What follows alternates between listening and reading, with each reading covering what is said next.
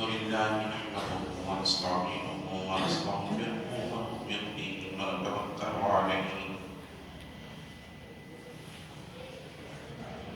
ونعوذ بالله من شرور أنفسنا ومن سيئات أعمالنا من يهده الله فلا مضل له ومن يضلل فلا هادي له ونشهد أن لا إله إلا الله وحده لا شريك له ونشهد أن سيدنا ونبينا وحبيبنا وطبيب قلوبنا وشفيعنا وشفاء صدورنا وأعلانا وأولانا ومولانا وملجانا ومأوانا محمدا ورسوله أرسله بالحق بشيرا ونذيرا وداعيا إلى الله بإذنه وسراجا منيرا فقد قال الله تبارك وتعالى في القرآن المجيد والفرقان الحميد فأعوذ بالله من الشيطان الرجيم بسم الله الرحمن الرحيم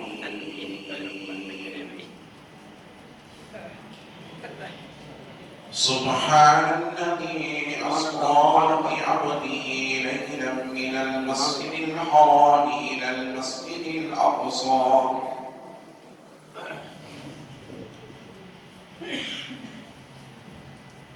الذي باركنا حوله لنريه من آياتنا إنه هو السميع البصير سبحان الله صدق الله رسوله النبي الأمين المدين الكريم ونحن على ذلك لمن الشاهدين والشاكرين والحمد لله رب العالمين من دعنا ربنا نسمع محمدا أيده بأيده أيدنا بأحمدا أرسله مبشرا أرسله مهتدا صلوا عليه دائما صلوا عليه سرمدا اللهم صل وسلم صلاة كاملة وسلم صلاة دائمة فرش والے تیری شہادت کا عروج کیا جانے فرش والے تیری شہادت کا عروج کیا جانے خسرو عرش پہ اڑتا ہے فردا تیرا سبحان اللہ سبحان اللہ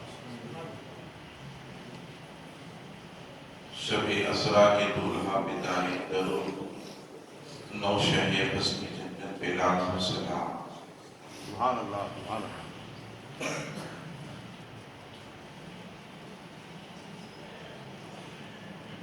مہدانائے سبر ختم رسول مولائے الجسری مہدانائے سبر ختم رسول مولائے الجسری مبارک لام کو بخشی فرد وادی سینا جو نہ تھے خود راہ پر اوروں کے ہادی بن گئے کیا نظر تھی اس نے مردوں کو سبحان وسیلہ اللہ کر سبحان دیا اللہ سبحان اللہ عزیزان محترم معزز سامعین کرام نوجوان ساتھی عزیز بچوں السلام علیکم رحمۃ اللہ وبرکاتہ خطبے کے بعد میں نے اس آیت مبارکہ کی تلاوت کا شرف حاصل کیا ہے اسے اپنا موضوع سکون بنانے سے قبل آئین اور آپ کی طرف سب سے پہلے محمد خدا کے نبی صلی اللہ علیہ وسلم ورحمۃ للعالمین مکے کے سردار مدنی کے تاجدار دائی حلیمہ کے پیارے بے زبانوں کے سعادت نبی محترم رسول مکرم نور مجسم آفتاب رسالت ماہتاب نبوت قومین کی زینت اور حسان احمد صاحب جود و عطا غریبوں کے آقا و مولا حضور سید عالم احمد مصطفیٰ جناب محمد رسول اللہ صلی اللہ تعالی علیہ وسلم کی مقدس ذات بابرکات کی بارگاہ میں حدیت قربت درود شریف کا نام پیش فرمائے بڑے سیدنا محمد وعلی سیدنا محمد وسلم صلاة و سلام علیکہ یا رسول اللہ نبی اور آل نبی کی بارگاہ میں ایک مرتبہ محبت انداز میں صلی اللہ علیہ وآلہ وبارک وسلم صلاة و سلام علیکہ یا نبی اللہ رسول اور آل رسول کی بارگاہ میں ایک مرتبہ آواز سے کریں اللہم صلی علی سیدنا محمد وعلى آله الكرام وأصحابه الكرام أجمعين وبارك وسلم أبدا في خمسة في بها حر الوباء الحاتمة المصطفى والمرتضى وغلام والفاطمة وسهل يا إلهي كل صعب بحرمة سيد الأبرار سيدي اللہ رب العزت کا بے پائے فضل و کرم ہے جس نے ہمیں اور آپ اس کے پیارے حبیب دانا یوسف صلی اللہ علیہ وسلم کے اوپر پیدا فرمایا لاکھوں کروڑوں درود و سلام اس کے آخری پیارے رسول علیہ الصلوۃ والسلام کی مقدس ذات بابرکات پر جن کے خالق اللہ رب العزت نے تمام کائنات کا وجود بخشا عزیزان محترم ان قریب ہمارے اور آپ کے درمیان ایک عظمت والا برکت والا رحمت والا نور رمضان اور نور قرآن ان قریب ہمارے اور آپ کے درمیان تشریف لانے والا ہے انشاءاللہ عزیز اس ماہ مقدسہ کے آنے سے قبل ایک اور جمعہ ہمیں اور آپ کو درمیان میں ملے گا اس میں ہم اور آپ استقبال رمضان کے نام سے یاد کریں گے آج میں نے قرآن مقدس کی اس آیت مبارکہ کی تلاوت کا شرف حاصل کیا اللہ رب العزت ارشاد فرماتا ہے سبحان الذی اسری بعبدہ لیلا من المسجد الحرام الى المسجد الاقصى بارکنا حولہ لنریہ من آیاتنا انہ هو السمیع البصیر پاک ہے وہ ذات جو لے گئی اپنے خاص بندے کو رات کے تھوڑے سے حصے میں مسجد حرام سے مسجد اقصی تک جس کے ارد گرد برکتوں کو رکھی گئی ہے تاکہ دکھائیں اپنے محبوب کو اپنی مقدس نشانیاں بے شک وہی سننے اور دیکھنے والا ہے یہ ساری آیت مبارکہ اللہ کے پیارے حبیب صلی اللہ علیہ وسلم کے معراج کا ذکر کرتی ہے اور مسجد حرام سے مسجد اقصی تک جانے کا اللہ رب العزت نے اس آیت مبارکہ میں ذکر فرمایا ہے عزیزان محترم آقا علیہ الصلوۃ والسلام جب معراج کے رات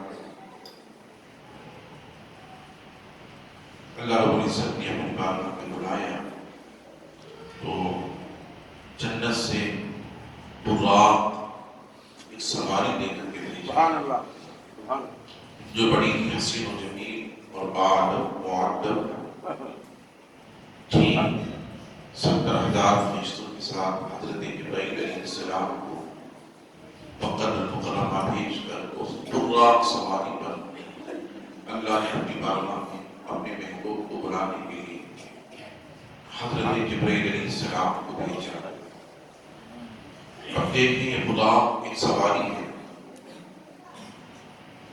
اور اللہ نے آقا علیہ السلام کی معراج کی ابتدا براق سے فرمائی سفر کی ابتدا براق برق کو کہتے ہیں برق بجلی کا نام آقا علیہ السلام شاہ فرماتے ہیں میں نے جب اس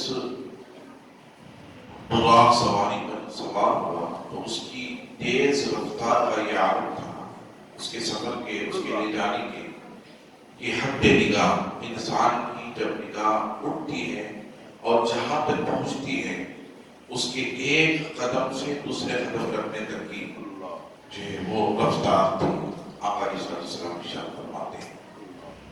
اور پھر اسی براق پر مکے سے بیت المقدس پہنچے، پھر وہاں تمام انبیاء کرام علیہ السلام سے ملاقات کر کے مسجد اقصی میں انبیاء کی امامت کر کے خطاب فرما کر پھر انبیاء کے خطاب کو سننے کے بعد اسی براق پر آقا علیہ السلام پہلے، دوسرے، تیسرے، چوتھے، پانچویں، چھٹے، حتیٰ کہ ساتویں آسمان پر پہنچے، پھر ساتویں آسمان کے اوپر سدرۃ المنتہا پہنچے، اسی براق پر پھر اللہ رب العزت نے سدرۃ المنتہا سے براق سواری کا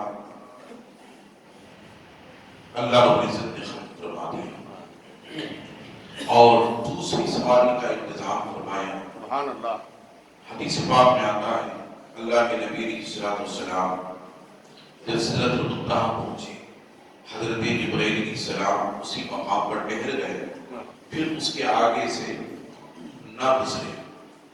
حضور نے پوچھا، اے جبرائیل یہاں کیوں ٹہر رہے ہو، یہاں تک مجھے لے کر آئے اور یہاں سے مجھے آگے لے کر کیوں نہیں جا رہے ہیں؟ تو کہا یا رسول اللہ صلی اللہ علیہ وسلم، اگر میں ایک بال کے برابر بھی یہاں سے آگے بڑھوں، اللہ رب العزت کی ذات کے تجلیات کے فروغ سے میرے پر جل کر خاک ہو جائے گا۔ اب یہاں سے آپ کا حجاب بدلنے والا ہے اور یہاں سے منزل تبدیل ہونے والی ہے۔ سدرۃ المنتہا آخری انتہا تھی حضرت جبرائیل علیہ السلام کی، پھر وہاں سے آقا علیہ السلام کے لیے اللہ رب العزت نے جس سواری کا انتظام فرمایا وہ حدیث پاک میں اللہ حضور ارشاد فرماتے ہیں، سبز رنگ کے ایک نور کا تخت اللہ نے میری جانب بھیجا۔ سبحان اللہ، سبحان اللہ۔ سبز رنگ کا ایک نور کا تخت اللہ نے میری جانب بھیجا، پھر اس نور کے تخت پر میں سوار ہو کر تنہا سدرۃ المنتہا سے آگے بڑھا۔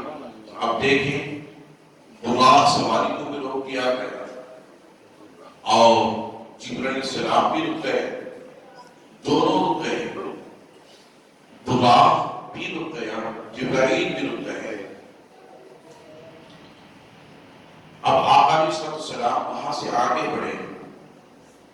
اگر حضور علیہ السلام کو جبرائیل اپنی طرح سمجھتے، سبحان اللہ، اپنی طرح سمجھتے تو حضرت جبرائیل حضور وہاں سے بھی آگے لے کر چلتے ہیں، بے شک بے شک، وہاں سے بھی آگے لے کر چلتے ہیں، اور یا حضور اپنے کو نبی کی طرح سمجھتے تب بھی وہ آگے بڑھ جاتے۔ جبرائیل جیسا فرشتہ تمام فرشتوں کا سردار، سید الملائکہ، جو وحی الہی لے کر پیغمبروں تک، اس کے رسولوں تک پہنچے اور اللہ سے کلام لے کر، کتابیں لے کر، وحی الہی لے کر پیغمبروں تک پہنچنے والا فرشتہ اپنے کو رسول کی طرح نہیں سمجھا، نہ رسول کو اپنی طرح سمجھا۔ ایک نوری فرشتہ جس کی پہنچ سدرہ ہے اور سدرہ تک کسی اور فرشتے کی پہنچ نہیں ہے، یہ سب سے بلند و بالا اور حضرت جبرائیل کا مقام ہے جہاں سے لامکان شروع ہوتا ہے۔ ایسا فرشتہ بھی نہ رسول کو اپنی طرح سمجھا، نہ اپنے کو رسول کی طرح سمجھا۔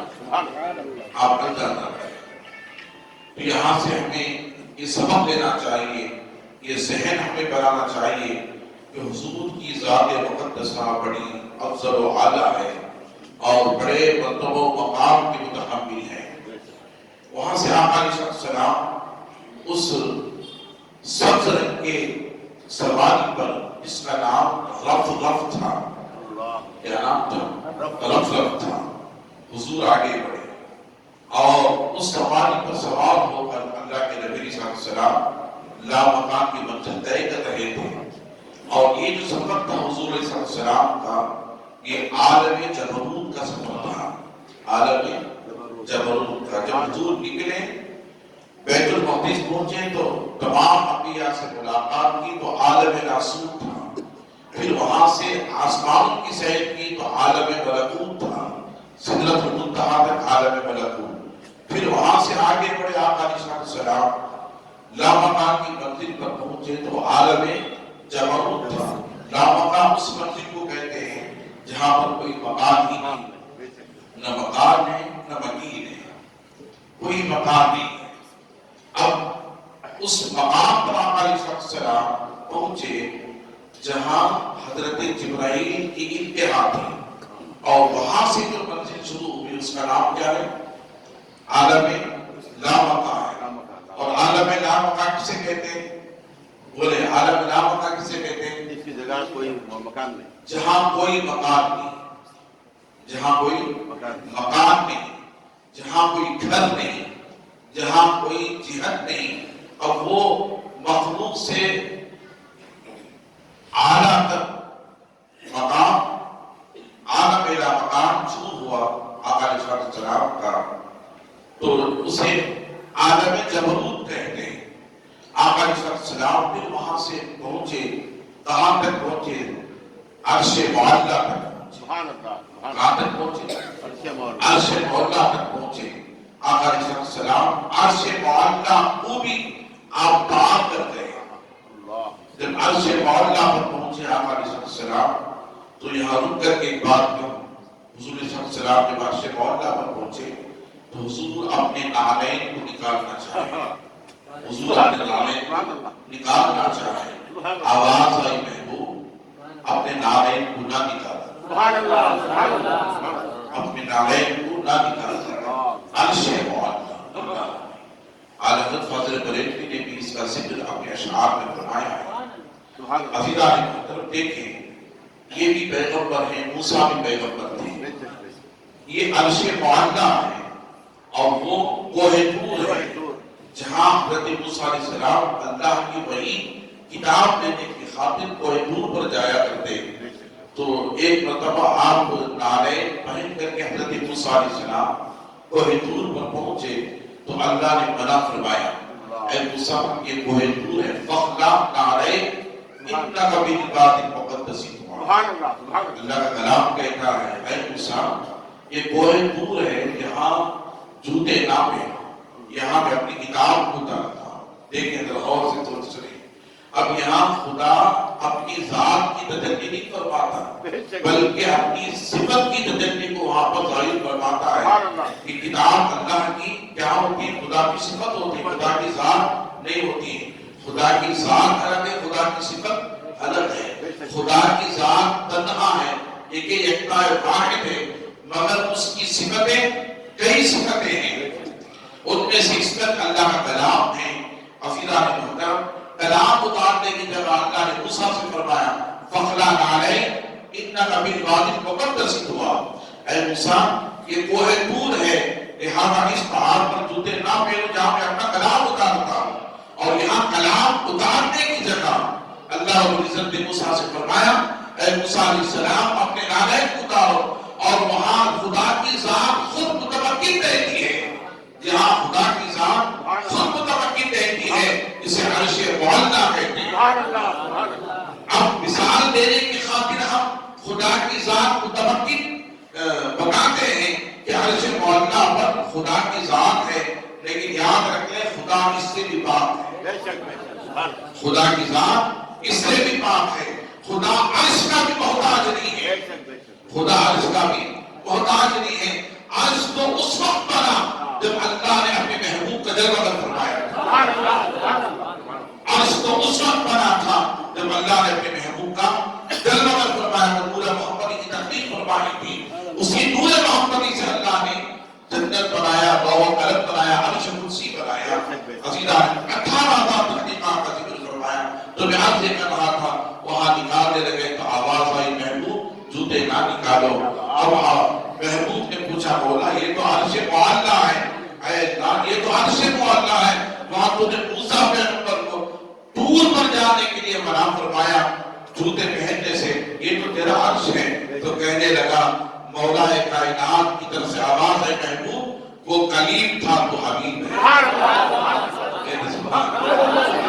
وہ کلیم تھا اور تو حبیب ہے۔ آپ اندازہ کریں ایک پیغمبر دوسرے پیغمبر کی طرح نہیں، ایک رسول دوسرے رسول کی طرح نہیں، کلیم بن سکتا ہے مگر رب کا حبیب نہیں بن سکتا۔ حبیب سارے رسولوں میں کائنات میں تنے تنہا یکتا ہے، جسے ہم رسول اعظم کہتے ہیں، جسے ہم محمد عربی کہتے ہیں۔ عزیزان محترم اس رسول سے بڑھ کر کوئی حبیب نہیں ہے، اسی لیے میرے رب نے فرمایا اے محبوب وہ کلیم تھا اور تو حبیب ہے، وہ کلیم تھا اور تو حبیب ہے۔ اور ایک رسول دوسرے رسول کے برابر نہیں تو یہ عام انسان رسول کے برابر کیسے ہو سکتا ہے؟ تو یہ کہتے ہیں کہ بشر انسان ایک بشر دوسرے بشر کے برابر ہے، ہم بھی بشر نبی بھی بشر، ایک انسان دوسرے انسان کے برابر ہے، ہم بھی انسان نبی بھی انسان۔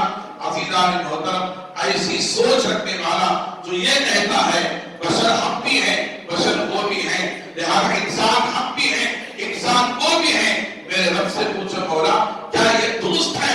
تو میرا محبوب میرا رب فرماتا ہے اے بندے سن میری عزت و جلال کی قسم، اگر وہ انسان نہ ہوتا مجھے انسانیت اگر وہ بشر نہ ہوتا تیری بشریت نہ سمجھتی، اس کی بشریت کا توسل تھا، اسی انسانیت کی نسبت تھی جس کے صدقے سے تجھے میں نے انسان بنایا، جس کے صدقے سے میں نے تجھے تیری بشریت کو سنبھالی۔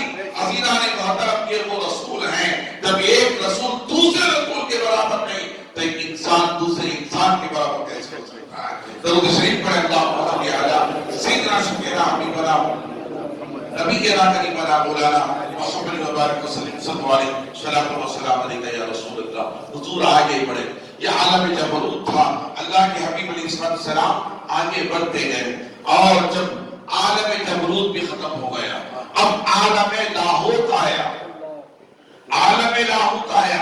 عزیزان محترم عالم لاہوت تک آقا علیہ السلام پہنچے، پھر اس کے بعد آقا علیہ السلام ارشاد فرماتے ہیں عالم جبروت ختم ہوا، عالم لاہوت آقا علیہ السلام پہنچے، پھر عالم لاہوت بھی ختم ہوا، آخری منزل تھی عالم لاہوت ختم ہوا، پھر میرے آقا ارشاد فرماتے ہیں عالم ہاروت پر مجھے پہنچنا، عالم ہاروت پر پہنچنا تھا جہاں خدا کے جلوے ہی جلوے تھے، جہاں خدا کے جلوے ہی جلوے تھے، نورانیت تھی، تجلیات ہی تجلیات تھی۔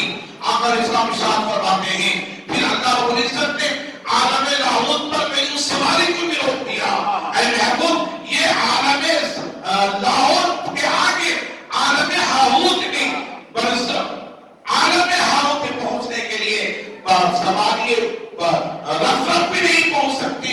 اللہ کے حبیب فرماتے ہیں پھر اللہ رب العزت نے اس رفرف سواری کا بھی روک دیا، پھر اللہ رب العزت نے ایک سواری کا انتظام فرمایا، وہ سواری کون سی تھی؟ میرے آقا ارشاد فرماتے ہیں ایک نور کا حالہ تھا،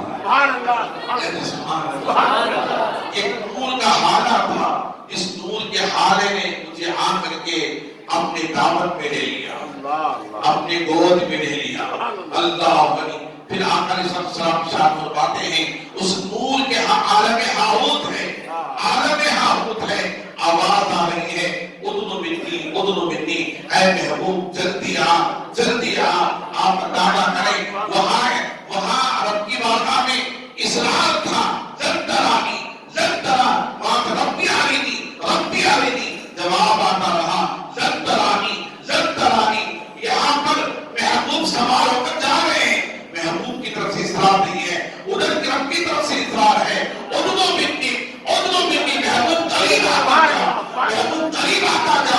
میرے آقا ارشاد فرماتے ہیں عالم لاہوت پر جب میں پہنچا، عالم لاہوت میں نور حالے نے آ کر مجھے اپنے اندر سمو لیا، اور میں جب عالم ہاروت میں پہنچنے کے لیے وہ نور کے حالے میں جب میں گیا تو وہ نور کا حالہ اللہ ولی جو رب تک پہنچایا، میرے آقا ارشاد فرماتے ہیں میں جانوں وہ جانے کہ اس نور کے حالے کا کا حال کیا تھا، سبحان اللہ، سبحان اللہ، سبحان اللہ۔ اس نور کے حالے کا حال کیا تھا وہ میں جانتا ہوں، وہ نور کا حالہ جانتا ہے جسے جبرائیل نے بھی نہیں دیکھا، کسی پیغمبر نے بھی نہیں دیکھا، کسی انسان نے بھی نہیں دیکھا۔ وہ نور کا حالہ مجھے لیتا ہوا رب کی بارگاہ میں پہنچتا رہا، اور میرے آقا ارشاد فرماتے ہیں اس نور کے حالے نے لے کر رب کی بارگاہ میں پہنچنے کے لیے جب مجھے آگے بڑھا تو اتنی نورانیت تھی، اتنی نوران خدا کے جلوے نکل کر سامنے آ رہے تھے، خدا کی ذات کی تجلیاں نکل کر سامنے آ رہی تھی، نورانیت کے انبار تھے اللہ غنی، خدا کی ذات و صفات کی تجلیاں اور نورانیت اور اس نور کے حالے کے آمد نے مصطفیٰ کے گرد کو جو رکھتا گیا، حضور رکھتے گئے، آقا علیہ السلام پہنچے، اللہ غنی جب پہنچے اللہ کے حضور پہنچے تو اللہ کے حبیب علیہ السلام اللہ کے حضور پہنچے تو آواز آئی اے محبوب قریب آتا جا، قریب آتا جا۔ اور جب حضور پہنچے اللہ کے حضور جب حضور پہنچے، نبی پہنچے تو سنیں، میں نے گزشتہ جب ایک بات کہی تھی، وہ بات یہ تھی کہ حضور کہاں تک پہنچے، حضور رب کے قریب کہاں تک پہنچے۔ اب نبی علیہ السلام پہنچے اللہ کے حضور، رب کے حضور کہاں تک پہنچے۔ اب یہ ہمیں سوچنا چاہیے، سمجھنا چاہیے کہ حضور کس طرح رب کے حضور پہنچے، اور جب قریب آقا علیہ السلام رب کے پہنچے تو کتنا قریب پہنچے۔ تو قرآن سے پوچھیں، اللہ کا کلام کہتا ہے، قرآن رہبری کرتا ہے، سما دنا، یہ قرآن کا اعتبار ہے، سما دنا۔ اللہ فرماتا ہے کہ اے لوگوں، میرا محبوب جب میری بارگاہ میں آیا تو سما دنا، پھر وہ قریب پہنچا، پھر وہ قریب پہنچا۔ اب پھر وہ قریب پہنچا تو کون قریب پہنچا، محبوب رب کے قریب پہنچے یا رب محبوب کے قریب پہنچا۔ سوال یہ پیدا ہوتا ہے کہ معراج کے رات اللہ فرماتا سما دنا، پھر وہ قریب پہنچا، جب وہ قریب پہنچا تو آواز آئی قف یا محمد، جملہ حدیث پاک میں آتا ہے انک ربی یصلی، قف یا محمد انک ربی یصلی، اے محمد ٹھہر جا، اے محمد ٹھہر جا، اے محبوب رک جا، بے شک تیرا رب تجھ پر سلام پڑھتا ہے، بے شک تیرا رب تجھ پر سلام پڑھتا ہے۔ اب وہاں موسیٰ پیغمبر، اب سلام کے معنی کیا ہے؟ اللہ فرماتا ہے محبوب جب تو میری بارگاہ میں آیا ہے تو تیرا رب خود تجھ پر قف یا محمد انک ربی یصلی، بے شک تیرا رب تجھ پر سلام بھیجتا ہے۔ یہ سلام کیا ہے؟ سلام کے گجرے ہیں اور درود کے گجرے ہیں۔ اللہ فرماتا ہے محبوب جب تو میری بارگاہ میں آیا ہے تو میں تجھ پر درود کے گجرے پیش کروں، تجھ پر سلام کے گجرے پیش کروں۔ علماء سے پوچھے یصلی کے معنی یہ کیا آتے ہیں؟ قریب ہونے کے۔ سلام کے ایک معنی یہ کہ آتے ہیں قریب ہونے کے۔ علماء سے آپ پوچھیں کہ سلام کا ایک معنی قریب ہونے کے بھی آتا ہے، قریب ہونے کے بھی آتا ہے، تو اس کا مطلب یہ معلوم ہوا رب یہ فرماتا ہے محبوب رک جا، تیرا رب تیرے قریب ہو رہا ہے، اے محبوب رک جا، تیرا رب تیرے قریب ہو رہا ہے۔ اللہ اب یہ سمجھ میں آیا کہ رب محبوب کے قریب ہو رہا ہے، اس آیت کے مفہوم کے حساب سے، معنی کے حساب سے، سلام کے معنی کے حساب سے قریب ہونا۔ اب حضور سے خود پوچھیں یا رسول اللہ صلی اللہ علیہ وسلم یہ کہاں تک درست ہے؟ رب آپ کے قریب ہو یا آپ رب کے قریب ہو؟ رب آپ کے قریب ہو یا آپ رب کے قریب ہوئے؟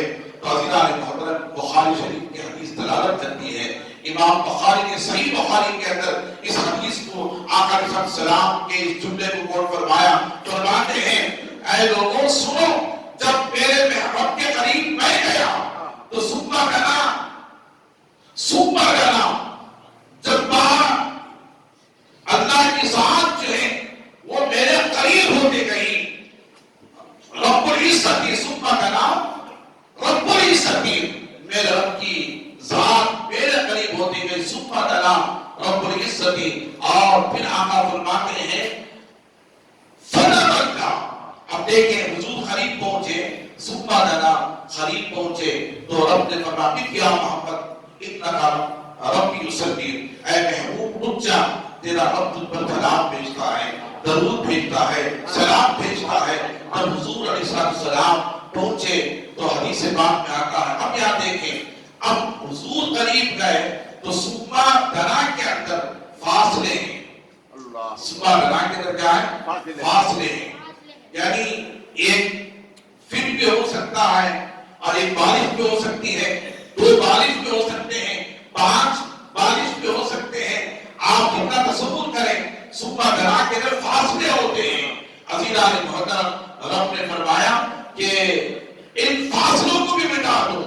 سما دنا میرا محبوب قریب ہوا تو میں میرے محبوب کے اتنا قریب ہوا کہ اب سما دنا کے اندر فاصلے بھی آتے ہیں.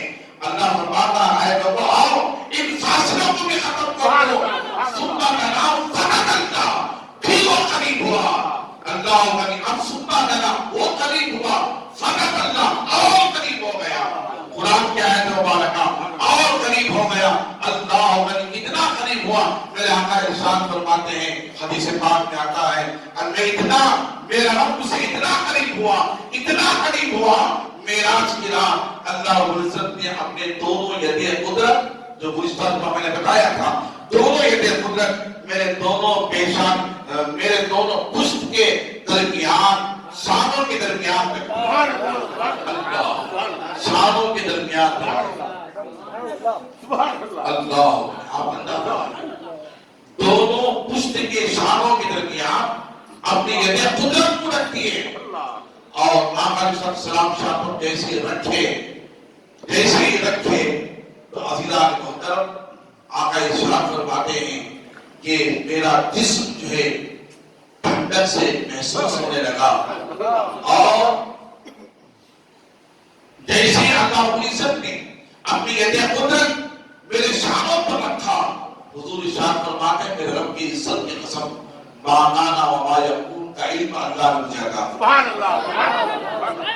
ما کان وما یکون کا علم, یعنی زمین و آسمان میں عرش سے لے کر بیت الصلاۃ تک سارے مخلوقات میں جو کچھ علوم ہیں میرے آقا ارشاد فرماتے ہیں سارے علوم کو اللہ نے مجھے عطا فرمایا. کوئی علم ایسا نہیں ہے جس علم معراج کی رات میرے رب نے مجھے نہ عطا فرمایا. معراج کی رات میرے رب نے نہ عطا فرمایا. آپ پوچھیں گے کیا ایسا ہے؟ اللہ رب العزت نے ما کان وما یکون, یہ تو اللہ کی ذات سے مشتق ہے. ما کان وما یکون کا علم یاد رکھیں, خدا کی ذات جہاں کا معاملہ ہوتا ہے, خدا کا علم ذاتی ہے. خدا کا علم کیا ہے؟ ذاتی ہے. اگر کوئی کہے کہ حضور کا علم ذاتی ہے, وہ عطائی نہیں ہے بلکہ وہ خود سے حاصل ہوا ہے, تو وہ خالق, وہ کافر ہو جائے. یاد حضور کے پاس جو کچھ علم ہے وہ اللہ ہی کا عطا کردہ علم ہے, اللہ ہی کا عطا کردہ علم ہے. اب دیکھیں میرے آقا ارشاد فرماتے ہیں اور اللہ نے مجھے ما کان وما یکون کا علم عطا فرمایا. سارے علوم کو اللہ نے میرے سینے میں سمو دیا. کوئی علم ایسا نہیں جو علم باقی رہ جائے. آپ مجھے پوچھیں گے کیا یہ غلام سے ثابت ہے؟ عزیزان محترم, اللہ کے غلام, اللہ کا کلام رہبری کرتا ہے. اللہ کہتا ہے بندو تم میرے محبوب کی بات کرتے ہو, میرے محبوب کی بات کرتے ہو. دنیا کا سب سے پہلا نمبر آدم کو جب میں نے پیدا کیا, زمین پر بھیجا, تو اللہ فرماتا علم آدم الاسماء کلھا. اللہ فرماتا ہے کلھا وعلم آدم الاسماء کلھا. لہذا کوئی علم ایسا نہیں تھا جس علم کو میں نے آدم کو نہ سکھایا ہو, جس کے نام میں نے آدم پیغمبر کو نہ بتایا ہو. سارے معلومات, سارا علم میں نے, کل علم میں نے آدم پیغمبر کو عطا فرمایا. عزیزان محترم, جو حضور کے صدقے سے پیدا ہو, آدم پیغمبر جن تم حضور کے صدقے سے ہو اور ان کے علم کا یہ عالم میرا رب فرماتا وعلم آدم الاسماء كلها میں نے آدم پیغمبر کو کل چیزوں کا علم عطا فرما دیا. تو عزیزان محترم جب حضور کے صدقے سے پیدا ہونے والے آدم پیغمبر کے علوم کے تعلق سے میرا رب فرماتا ہے کوئی علم ایسا نہیں ہے اس علم کو میں نے آدم پیغمبر کو نہ دیا ہو. تو میرے رب کے اللہ نے تو محبوب کو اپنی بارگاہ میں بلایا آدم پیغمبر کو علم عطا کر دے اور محبوب کو سارے علوم عطا کرنے میں اس کی کیا تخصیص ہو سکتی ہے. عزیزان محترم ہمارا ایمان تازہ کرنا چاہیے, ایمان تازہ کرنا چاہیے, محبتوں کو لے کر بیٹھنا چاہیے, ذہن کو اچھی طرح پاک صاف کر کے بیٹھنا چاہیے اور دل کو اچھی طرح اجاگر کر کے بیٹھنا چاہیے تاکہ معلوم ہو اللہ کا کلام کیا کہتا ہے, اللہ اس کے محبوب کے تعلق سے کیا فرماتا ہے. عزیزان محترم میں آپ حضرات کو بتاتا چلوں اسی لیے تو اتنا غلط ترونی میں قرآن مجید کا آیت مبارکہ اللہ کے حبیب فرماتے سبحا دنا فتدلا سبحا دنا فتدلا اور پھر وہ قریب ہوا, اتنا قریب ہوا کہ پھر وہ قریب ہو گئے. سبحان اللہ سبحان اللہ. سبحا دنا فتدلا پھر وہ قریب ہو گیا. عزیزان محترم حضور ارشاد فرماتے ہیں اللہ نے پوچھا اے محبوب اتنی دور سے آئے ہو بتاؤ تمہارے رب کے لیے تم کیا تحفہ لے کر سبحان اللہ سبحان اللہ. تم اپنے رب کے لیے کیا تحفہ لے کر کیا تحفہ لے کر آئے. اب یہاں سنیں, توجہ سے سنیں. اللہ نے جب سوال کیا حضور کو, حضور نے فرمایا اے مولا میں تیرے لیے وہ چیز لے کر آیا ہوں جو تیرے پاس نہیں ہے. سبحان اللہ سبحان اللہ سبحان اللہ. تیرے پاس نہیں, آپ پریشان ہو جائیں رب کے پاس کون سی چیز نہیں ہے, رب کے پاس کون سی چیز نہیں.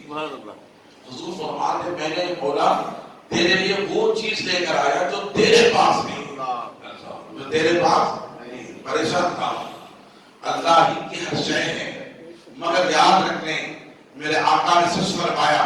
علماء فرماتے ہیں مولا میں نے تیرے لیے وہ چیز لایا جو تیرے پاس نہیں ہے. اب رب کے خزانوں میں وہ کون سی شے ہے جو محبوب فرمائے مولا وہ شے تیرے پاس نہیں ہے. عزیزان محترم یاد رکھ لیں وہ شے کون سی تھی. اللہ کے حبیب فرماتے ہیں اے مولا میں تیرے لیے آدھی سی لے کر آیا, آدھی سی لے کر آیا, آدھی سی عجز لے کر آیا ہوں. تو اب عجز اللہ کی ذات میں عجز نہیں ہے, یاد رکھیں وہ عجز سے پاک ہے, وہ عجز سے پاک ہے. عزیزان محترم کیوں پاک ہے؟ وہ کسی کے سامنے عاجز نہیں ہوتا, ساری مخلوق اس کے آگے عاجز ہوتی ہے. وہ کسی کا محتاج نہیں ہے, ساری مخلوق اس کی محتاج ہے. رب کے محبوب نے بھی کیا کلام فرمایا, کیا کلام فرمایا. عزیزان محترم فاوحا الی عبدہ ما اوحی. اب یہ پوچھنا چاہیے جب حضور اللہ کی بارگاہ میں پہنچے تو کیا کچھ کلام بھی فرمایا, کچھ کلام بھی فرمایا. اس کی تفصیل میں جانا نہیں چاہتا, وقت کا تقاضا ہے, وقت کی قلت ہے, ورنہ اس کی تفصیل میں جائیں گے تو خود سے چیزیں نکل کر سامنے آئیں گے. فاوحا الی عبدہ ما اوحی یہ قرآن کہتا ہے جب حضور اللہ کی بارگاہ میں پہنچے تو کیا کلام بھی فرمایا, کلام بھی فرمایا. ہاں کلام فرمایا. سب سے پہلا کلام وہ سنا تو آپ کو اللہ کے حبیب نے فرمایا اے محبوب دیر تو میرے لیے کیا لے کر آیا ہے. تو سنیں اللہ کے حبیب نے فرمایا التحیات للہ والصلوات التحیات للہ والصلوات والطیبات. یہ کلام جو ہے یہ کلام کون سا جانتے ہیں؟ یہ کلام میراث کی رات کا کلام ہے, رب کے اور رسول کے درمیان ہونے والا کلام ہے. التحیات یہ نماز میں ہم اور آپ پڑھتے ہیں, پڑھتے بھی نہیں پڑھتے. نماز میں تشہد کا پڑھنا واجب ہے. آپ علماء سے مجھے سیکھنا چاہیے. دعائے قنوت کا وتر کی نماز میں پڑھنا واجب ہے اور دعائے قنوت کا وتر کی نماز میں پڑھنا واجب. اور ہر نماز میں چاہے وتر کی نماز ہو, چاہے فرض ہو, واجب ہو, سنت ہو, چاہے نفل ہو, کوئی بھی نماز کیوں نہ ہو, ہر نماز کے آخر میں بیٹھ کر کے 4 رکعت کے درمیانی 2 رکعت میں بیٹھ کر قاعدے میں بیٹھ کر تشہد کا پڑھنا واجب ہے. اگر نہیں پڑھیں گے تو آپ کی نماز ہوگی ہی نہیں. بے شک بے شک آپ کی نماز ہوگی ہی نہیں. یہ تشہد کا پڑھنا واجب ہے. عزیزان محترم, میں آپ حضرات کو عرض کرنا چاہتا ہوں, سیکھیں, نمازوں کو سیکھیں, تشہد کو سیکھیں, درود ابراہیم کو سیکھیں, دعائے معصورہ کو سیکھیں, اور جو سورتوں کو سیکھیں. کم از کم قرآن کی ایک آیت کا چھوٹی سی چھوٹی جو 3 چھوٹے آیتوں پر مشتمل ہو. اِنَّا أَعْطَيْنَاكَ الْكَوْثَرَ فَصَلِّ لِرَبِّكَ وَانْحَرْ إِنَّ شَانِئَكَ هُوَ الْأَبْتَرُ. فرض ہے نمازوں میں پڑھنا, ہر رکعت میں کم از کم 3 آیتوں کے برابر ایک آیت کا پڑھنا, تلاوت کرنا سورہ فاتحہ کے بعد فرض ہے. خلاف فرض ہے. علماء سے آپ پوچھیں, خلاف فرض ہے. کم از کم اتنی آیتیں ہمیں سیکھنا چاہیے. وسائل کے نماز میں فرائض کتنے ہیں, واجبات کتنے ہیں, سنتیں کتنے ہیں, مستحبات کتنے ہیں, اس کے مکروہات کتنے ہیں, اس کے تنزیہات کتنے ہیں. نماز میں نماز مکروہ کیسے ہوتی ہے, نماز مکروہ تحریم میں کیسے ہوتی ہے, تنزیہ کیسے ہوتی ہے, نماز کے واجبات کیا ہیں, سنت کیا ہے, مستحبات کیا ہے, فرائض کیا ہے. یہ سیکھنا ہمارا لازم ہے. جب تک ہم نہیں سیکھیں گے ہماری نماز نہیں ادا ہوگی. ہماری نماز نہیں ادا ہوگی. اور یاد رکھ لیں, وہ بزرگان دین فرماتے ہیں, فقہاء کرام فرماتے ہیں, بندہ, کچھ بندے ایسے ہوتے ہیں اللہ کے گھر کو آتے ہیں اللہ کو راضی کرنے کے لیے, مگر رب کو ناراض کر کے جاتے ہیں. رب کو ناراض کر کے جاتے ہیں. ایک نظام ہونا چاہیے. یاد رکھ لیں, اللہ کی بارگاہ میں آنے کے بھی آداب ہوتے ہیں, اللہ سے کلام کرنے کے بھی آداب ہوتے ہیں. نماز رب کے کلام کرنے کا ذریعہ ہے, رب کے حضور کلام کرنے کا ذریعہ ہے. نماز مناجات کا ذریعہ ہے, نماز التجا کا ذریعہ ہے, نماز خشوع کا ذریعہ ہے, نماز جو ہے اللہ کے حضور خشیت کا ذریعہ ہے, نماز اللہ کے حضور کھڑے ہو کر مناجات کرنے کا ذریعہ ہے, مانگنے کا ذریعہ ہے, مطالبہ کرنے کا ذریعہ ہے, اللہ کے حضور کھڑے ہو کر اس کی قربت پانے کا ذریعہ ہے. اسی لیے تو میرے آقا نے ارشاد فرمایا, الصلاۃ معراج المؤمنین, نماز مومنین کی معراج. نماز کس کی معراج ہے؟ بولے, نماز کس کی معراج ہے؟ مومنین کی معراج ہے. تو لہذا نماز میں مومن کے لیے معراج ہوتی ہے, معراج ہوتی ہے. تو اللہ کے حبیب نے فرمایا, التحیات للہ والصلوات, اللہ کے حبیب نے فرمایا, اے اللہ تو مجھے پوچھتا ہے کیا لے کر آیا؟ تمام قولی عبادتیں, فعلی عبادتیں. میں زبان کا جو کچھ کہتا ہوں وہ عبادت, اور جسم سے جو کچھ میں تیرے لیے عمل کرتا ہوں وہ عبادت. قولی عبادتیں, فعلی عبادتیں مولا تیرے لیے ہے. بے شک بے شک. التحیات للہ والصلوات, والطیبات. اے اللہ میں تیرے نماز لے کر آیا ہوں, میں تیرے تحیات لے کر کے آیا ہوں, میں تیرے عشق لے کر کے آیا ہوں, میں تیرے قیام لے کر کے آیا ہوں, میں تیرے رکوع لے کر کے آیا ہوں, میں تیرے سجدے لے کر کے آیا ہوں, سجدے لے کر کے آیا ہوں, قیام لے کر کے آیا ہوں, رکوع لے کر کے آیا ہوں, عشق لے کر کے آیا ہوں. مولا تیرے لیے بندگی لے کر کے آیا ہوں. مولا تیرے لیے میں قولی فعلی عبادتیں لے کر کے آیا ہوں. میرے رب نے فرمایا, اے محبوب جب تو میرے لیے عشق لے کر کے آیا اور اسی نماز کے اندر تو قیام لے کر آیا, رکوع لے کر کے آیا, مولا اے محبوب جب تو میرے لیے بندگی لے کر کے آیا, عبادت لے کر کے آیا, نماز لے کر کے آیا, التحیات للہ والصلوات والطیبات, تمام تر باقیہ مولا تیرے لیے ہے, تمام تر خوبیاں تیرے لیے ہے, نماز تیرے لیے ہے, تحیات تیرے لیے ہے, عشق تیرے لیے ہے. مولا کریم بندگی تیرے لیے ہے, قیام تیرے لیے ہے, رکوع تیرے لیے ہے, سجدے تیرے لیے ہے. تو میرے رب نے فرمایا, محبوب جب تو میرے لیے بندگی لے کر آیا, نماز لے کر کے آیا, اے محبوب سن, اسی نماز کے اندر میں تیرے لیے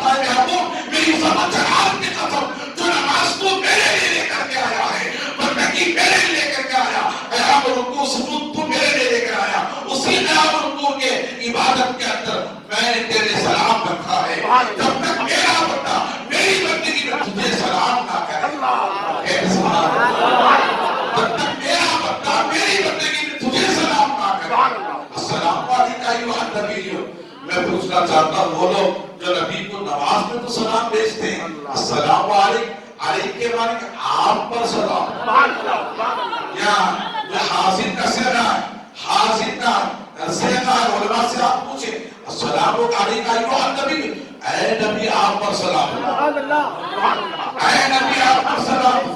جب نماز میں تو سلام بھیج رہا ہے، نماز میں تو سلام بھیج رہا ہے، نماز کے بعد تجھے کیا ہو جاتا؟ نماز کے بعد تجھے کیا ہو جاتا؟ نماز جیسی عظیم عبادت میں مصطفیٰ پر سلام ہے، مصطفیٰ پر سلام ہے۔